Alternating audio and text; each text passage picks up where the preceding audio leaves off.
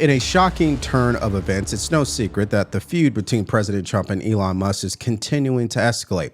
So in this video, we're going to show you everything that has been set up to this point. And in the end, I'm going to give you my own personal opinion about it. Let's start with a summary first. The bromance between Elon Musk, the world's richest man, and President Donald Trump seems to be coming to a rocky end. You have President Trump saying in the Oval Office earlier today that Elon Musk saw this congressional bill that he's been railing about and that he agreed with it, and that he was only now turning against the bill because, one, it doesn't have an electric vehicle mandate that he was pushing for in the bill, but also because he says he misses the White House, and now he's gotten out there, is no longer in what the president called the beautiful Oval Office, and as a result, he's railing against it. And Elon Musk is wasting no time pushing back. I want to put up just one of the many posts that Elon Musk has put up. He said, "Without me, Trump would have lost the election. Democrats would control the House, and the Republicans would be 51-49 in the Senate." He went on to say, "Such ingratitude." So this really shows you that Elon Musk is pulling out all the stops here when it comes to pushing back against President Trump. And we should remind people that Elon Musk did spend millions and millions and millions of dollars personally giving to the campaign of President Trump, but also giving out bonuses and creating all sorts of competitions, giving money to voters for signing up petitions and doing all sorts of things to sort of get energy around President Trump. That being said, President Trump is saying he would have won regardless of whether or not Elon Musk had backed him, which is also striking for him to say, given the amount of support that he got from Elon Musk. It'll be very interesting to see where this goes next, but it seems like it's going to get uglier and uglier. Okay, so by now I'm sure you heard of the feud between President Trump and Elon Musk that is continuing to escalate. Just so you guys know where I stand, this feels like when your parents are getting a divorce. Everyone loses here, okay? I believe President Trump will not come out of this unscathed. I believe Elon Musk will not come out of this unscathed. But ultimately, the people who are going to pay the price are the American voters, the people who voted President Trump in. He is the leader. Because ultimately, while all the attention is on President Trump and Elon Musk, you know where the attention should be on? Congress. Now, we're going to go through this story. You guys may not like some of my opinions, but you guys know I'm always going to give it to you straight. Now, let's first hear what President Trump just said this morning about Elon Musk when he responded publicly to his statements. Take a listen. But I'm very disappointed because Elon knew the inner workings of this bill better than almost anybody sitting here, better than you people. He knew everything about it. He had no problem with it. All of a sudden, he had a problem. And he only developed the problem when he found out that we're going to have to cut the EV mandate, because that's billions and billions of dollars. And it really is unfair. We want to have cars of all types. Electric, we want to have electric, but we want to have a gasoline, combustion. We want to have different. We want to have hybrids. We want to have all. We want to be able to sell everything. And when that was cut, and Congress wanted to cut it, he became a little bit different. And I can understand that. But he knew every aspect of this bill. He knew it better than almost anybody. And he never had a problem until right after he left. And if you saw the statements he made about me, which I'm sure you can get very easily, it's very fresh on tape, he said the most beautiful things about me. And he hasn't said bad about me personally, but I'm sure that'll be next. But I'm very disappointed in Elon. I've helped Elon a lot. All right, so Elon Musk did fire back at the president, and he said this: false. This bill was never shown to me even once and was passed in the dead of night so fast that almost no one in Congress couldn't even read it. Now, number one, there is truth to that because Marjorie Taylor Greene even confirmed she didn't even read the bill. And if she had read the bill, she would have voted no. Point number two, President Trump stating that Elon Musk is pissed off because of EV mandates. That's actually wrong. Elon Musk, there's multiple videos, multiple interviews, multiple official statements advocating to get rid of EV mandates. He's actually in support of that. And number three, nobody wins here, okay? This continued spat between these two only hurts the American voter, people like you and me, right? We want them focused on priorities, moving the needle, delivering the agenda, not taking your beef onto social media and going at each other in this way. And here's an example of that. Here's Elon Musk saying, without me, Trump would have lost the election, Dems would control the House, and the Republicans would be 51-49 in the Senate. He followed up by saying, such ingratitude. Now, of course, there's people that disagree with this. I think it was a collaborative effort between RFK Jr., the Maha movement, MAGA, of course, Elon Musk, Joe Rogan, by the way. Let's not forget that. But I think the ultimate thing here, it's Kamala Harris. I think she was the X factor. There's no way anybody would ever elect her at all. People would rather vote in Trump than her 99 out of 100 times, okay? And that's not taken away from President Trump or anybody, but I do think that is worthy to say. Now, I think this has gotten to this level because there's something that Elon Musk is missing. Take a listen to what MSNBC just said. I think what's interesting here is that as innovative and successful as Elon Musk is as a businessman, he seems to be rather politically naive. The Republican Party and Donald Trump, neither of them really campaigned on bringing the federal debt under control. They didn't campaign on entitlement reform. They didn't campaign on across-the-board tax increases. They've talked about waste, fraud, and abuse, which anybody who follows budgeting knows you should get rid of, but it's nowhere near. I mean, it's like a drop in the bucket when it comes to dealing with a $37 trillion debt. And so if he thought that the Department of Government Efficiency or discretionary spending cuts was going to get it done, then he didn't understand the budget. And he also apparently didn't understand that political loyalty with President Trump runs one way. The way it's good for Trump and not necessarily good for everybody else involved. It's just the way he is. And if Musk would have done his homework, he might have realized that. That is the main point here. Elon Musk is politically naive to Washington. No question. It's just like the way President Trump was in his first administration. Even he admitted that out loud. But the bottom line here, folks, is as long as they have a phone in their hand, both of these gentlemen, they're going to continue to fly off the handle and say things as an emotional reaction. And that's what I don't like about this entire situation, especially when President Trump posted this. The easiest way to save money in our budget, billions and billions of dollars, is to terminate Elon Musk's governmental subsidies and contracts. I was always surprised that Biden didn't do it. Now, circling back on that point that Elon Musk is politically naive, take a look at Tesla's stock. It has dropped 14.26% since Elon Musk came out against President Trump this morning. And what did Elon Musk say in response? In light of the president's statement about cancellation of my government contracts, SpaceX will begin decommissioning its Dragon spacecraft immediately. Understand what the Dragon spacecraft is. This is what they use to transport astronauts to space, the International Space Station, back and forth. It's the same aircraft that was used to rescue the stranded astronauts that happened earlier this year. Now that you guys seen this feud play out between President Trump and Elon Musk, let's see how Republicans are reacting, starting with Speaker Johnson. Here's what he said. Conversations with You've already spoken you spoken this morning? No, I'm going to call Elon right now. Could I ask? Economy work, making the border secure, making energy dominance a big thing again, and that's what our bill's going to do, and that's what I'm focused on, and the really important things in life. Okay, this is my chief of staff's baby. He said that you've changed. He criticized Elon said I've changed? He said, No. yeah, you used to be concerned with the deficit. We no longer. I responded to that. I'm the same guy that's always been a deficit hawk, and now I'm the Speaker of the House, and I'm working on a multi-step plan to reverse the fiscal insanity that has haunted our country. We're going to get back to fiscal responsibility, and this is the first step of many. It's a multi-step process. We have to get the big, beautiful bill done. It's a historic step forward. And I know, right? I know. And, I mean, look, we're going to say... He said that he deserves credit for winning the House. And do you give him credit for that? As somebody who traveled nonstop last year to win the House majority, I don't think any one person deserves credit. But if there is one person, it's Donald J. Trump. House Republicans for months have revered Elon Musk and the work he's done. Did he lose all of his clout on the House? The Doge efforts were heroic and important, and that doesn't change. And look, Elon is a friend. I texted him, called him this morning as we were scheduled to speak, and we haven't yet. I sent him a lot of information via text, hoping he reads it and considers it. And this isn't personal. Policy differences should not be personal. Well, he's made it personal. Thanks, guys. Worried about the political fallout? All right, so today's video is brought to you by Incogni. Did you know that every time you receive a spam call, that's a clear sign that your personal data has been leaked online? Data leaks have gotten so bad that scammers are actually able to sell your personal data like your name, your phone number, your address, even your social security number for money. And once that happens, people can easily take out loans in your name and create a huge financial stress for you and your family. But unfortunately, most people wait until it's too late. But you don't have to do that because Incogni makes it easy for you to protect yourself online. After you create an account with them, they get to work and start removing your personal data that has been leaked and will continue to monitor to make sure your information is no longer leaked. So don't take this lightly. Protect yourself with Incogni. Just hit the link in the description below so you can get 60% off the annual plan today. Now, he also took to X after Elon Musk called him out and said, where is the Mike Johnson of 2023?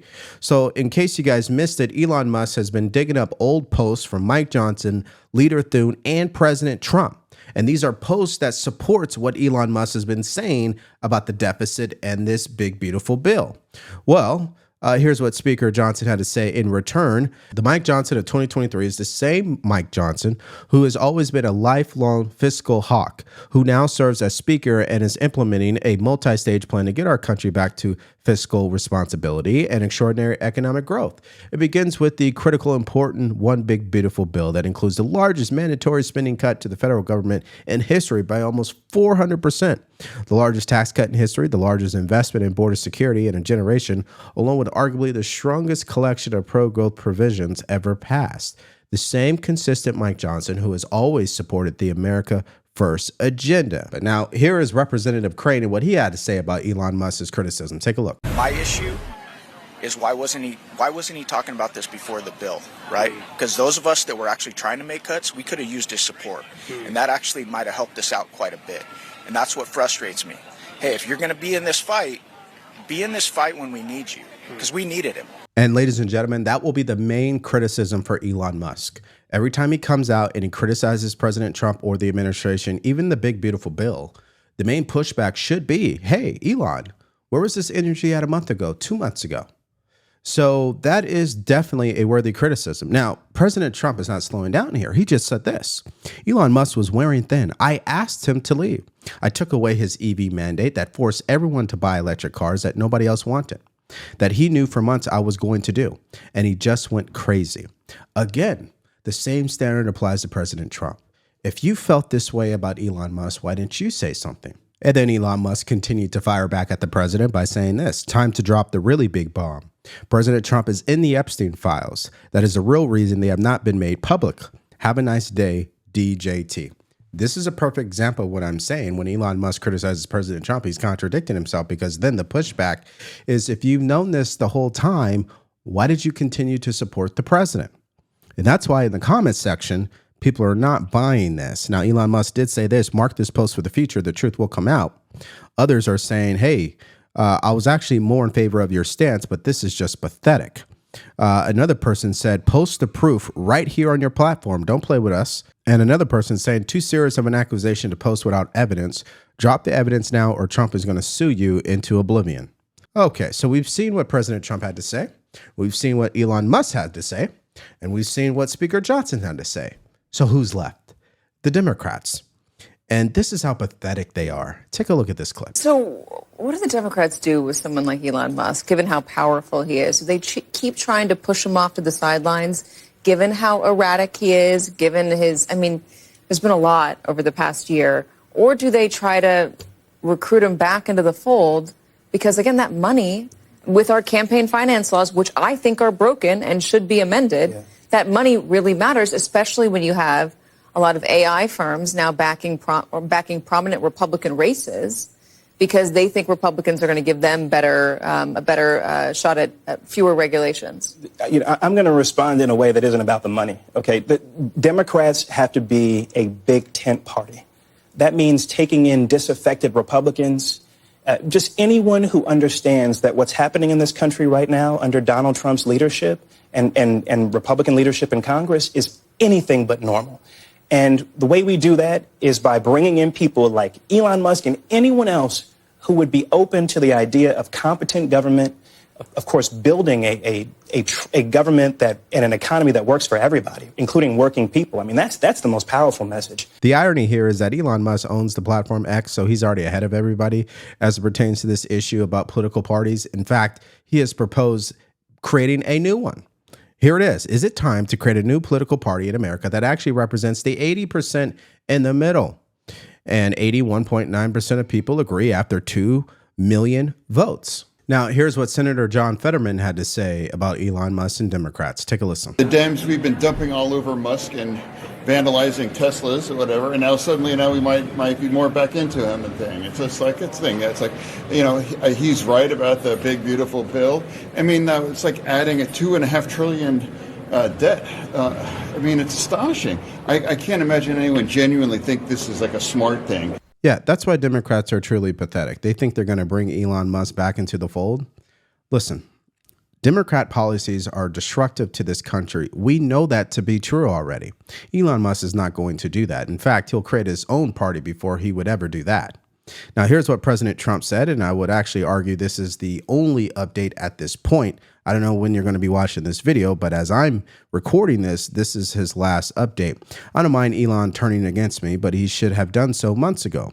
This is one of the greatest bills ever presented to Congress. It's a record cut in expenses, $1.6 trillion, and the biggest tax cut ever given. If this bill doesn't pass, there will be a 68% tax increase and things far worse than that.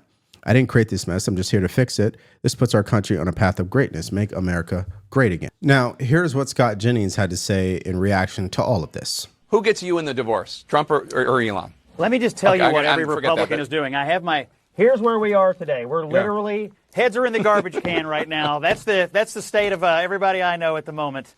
Not going to lie, it's an ugly day. You hate it when your friends are fighting. I continue to believe that their partnership last year saved America, and I also continue to believe their goals are not mutually exclusive.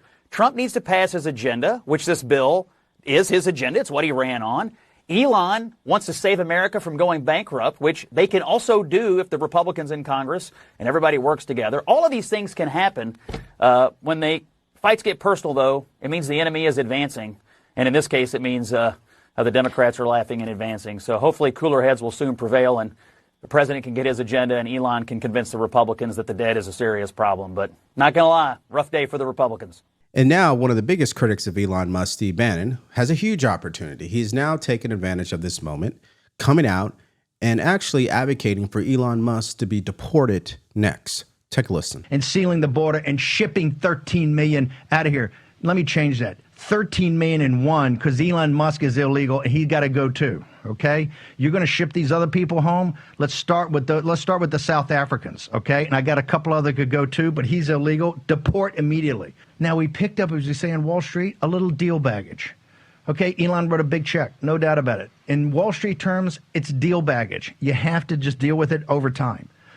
Posobiec, and this is why Trump is a hero and Elon Musk is not. And Elon Musk and his little, jumping around the stage on ketamine and everything like that with the MAGA cheering him on, and he's doing the thing and going to the inauguration, and he's a big shot, and he's getting all that adulation. He doesn't understand. That's for Trump. That's for Trump. Because Trump's the man that's got in the arena and did it and risked everything, including going to prison for 300 years. We'll see how good Elon Musk takes a little of that pressure, because I happen to think a little of that pressure might be coming. All right, so let's just sum up what's going on here, and then I'll give you guys my personal opinion. According to Democrats, Elon Musk is confirming their claim. This big, beautiful bill is a disaster. It's going to bankrupt America and also kick Americans off of health care. Now, according to Elon Musk's perception, I think he is very principled here, and in some regard, he is correct. If the government continues to do the same thing they've been doing, that means nothing's ever going to change. These people in Congress are not serious about cutting wasteful spending, because in order to do that, that means you'd have to go after entitlement benefits and the Department of Defense, and they're not willing to do that whatsoever. Now, according to President Trump, he's got to get this bill signed, and he's right on that regard too. He promised the American people that the tax cuts would be passed and made permanent. He promised he would fund border security. He promised he wouldn't touch Medicaid. This bill has to be passed in regards to President Trump and the White House perspective. But as it pertains to the most important one, the American people, we once again lose out here. You know why? Because Congress continues to be incompetent. They managed to piss off the richest man in the world, who absolutely probably had a solution to cut wasteful spending. And what do we have in the end? Two big guys, two alphas, two people who have contributed the most to our society during this period of time. And now they're on the wrong side of things. So I think we lose here.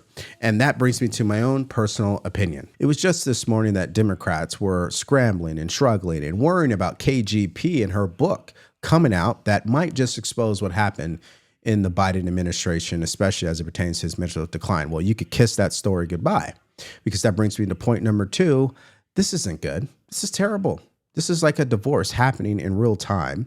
Nobody wins here. You don't, I don't, the American people don't. And ultimately, I believe this damages both of these individuals just in their own different ways. Ultimately, President Trump is the most powerful man. And ultimately, Elon Musk is the richest man. So who really wins in the end? I don't think neither. Which brings me to point number 3. The cold, hard reality here is DC is not a business. And unfortunately, they have a way of doing things that I think alienated Elon Musk. I think President Trump had to side with his administration. I think he had to side with his cabinet members over Elon Musk. I'm sure Elon had a way of doing things that I think in the end actually would benefit the American citizens. But once again, Congress, they cannot help themselves. So as we have been talking about Elon Musk and President Trump through this entire thing, who are we not talking about? Congress. And now I want to get your guys' reaction in the comment section below. Who do you agree with? Who do you disagree with? What's your overall perception of how this thing took place? What do you think was actually the falling out point, I guess, for Elon Musk, or the breaking point? What do you think actually caused it? I'm not looking for you to identify who's right or wrong. I just want to get your most authentic response to all of this in the comment section below. Now, it was yesterday where we had some other breaking news stories where 2 federal judges ruled against President Trump, one that had to do with sex changes for prisoners, and the second that had to do with the wife and children of the alleged domestic terrorist who committed that heinous act in Boulder, Colorado. If you missed out on both those stories, all you have to do is click on that video because it's coming up right now.